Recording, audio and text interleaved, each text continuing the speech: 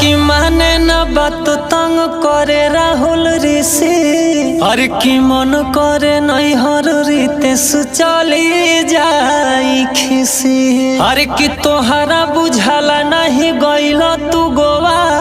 हरे मांगो तवे शशि रोज खाए खाती खोआ।